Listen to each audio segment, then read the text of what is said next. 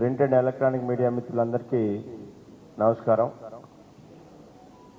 అలాగే నాతో పాటు మీడియా సమావేశంలో పాల్గొంటున్నటువంటి జిల్లా బీఆర్ఎస్ పార్టీ నాయకత్వానికి ధన్యవాదాలు.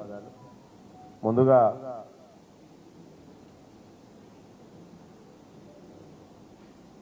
కాశ్మీర్లో అమాయక టూరిస్టుల మీద పాక్ ప్రేరేపిత ఉగ్రవాదులు దాడి చేసి